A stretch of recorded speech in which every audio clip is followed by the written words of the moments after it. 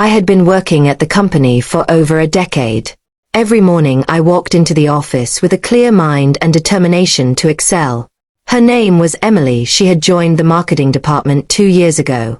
We grew close over projects, late nights, and shared coffee breaks. She was smart, ambitious, and had a laugh that could light up the entire floor. For months we dated secretly, knowing office gossip could ruin us both. Then one day she met someone else. A man with no job, no ambition, but somehow he charmed her.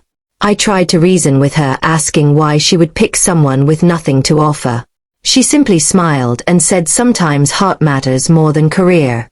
My chest sank, but I accepted it, knowing love could not be forced. Still, the heartbreak stung every day as I watched her leave early for dates and weekends. The office seemed heavier somehow every time I passed a cubicle. Then one morning I realized my life was bigger than her choice.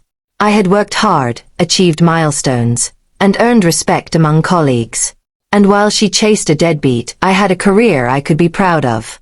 The next day I drafted my resignation letter, meticulously outlining my achievements. I printed it and signed with a sense of quiet satisfaction. When I handed it to HR and copied my supervisor, the room went silent. Emily's eyes widened in disbelief, her mouth opening as if to protest. I calmly explained that I was moving on to a bigger opportunity elsewhere. She laughed nervously, saying, "Wait, what about us at work? What about projects?" I smiled politely, telling her I had already arranged to transfer my responsibilities. Whispers spread quickly across the office floor. Colleagues who admired my work stopped by to shake hands and wish me well. Emily's boyfriend hovered nearby, unsure what to say or how to react. He had relied on my achievements to impress her, and now it all seemed to crumble. Over the next few days my departure was celebrated with lunches and farewell parties. Emily watched as everyone respected me, sought my advice, and appreciated my presence. Her deadbeat boyfriend tried to boast, but no one listened. I moved to a new city with a higher position, better salary, and a sense of liberation. From afar I learned she struggled to meet project deadlines without my guidance. The office that once seemed easy and fun became chaotic under her and her boyfriend's incompetence. Emails piled unanswered, clients complained, supervisors called meetings that went nowhere. The company even considered bringing in a consultant to clean up the mess. Emily called me one evening, sobbing on the phone, apologizing for underestimating me. I listened patiently, said a few kind words, but reminded her that some lessons must be learned the hard way. Months later she resigned quietly with her boyfriend in tow.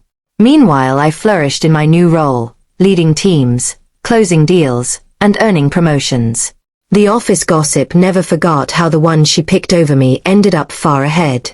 Her choices left her struggling while I enjoyed the life she once mocked. I never gloated openly, but the satisfaction of justice unfolding quietly was enough.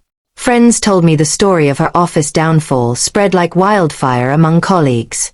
Her deadbeat boyfriend disappeared from the scene, leaving her alone to face the consequences.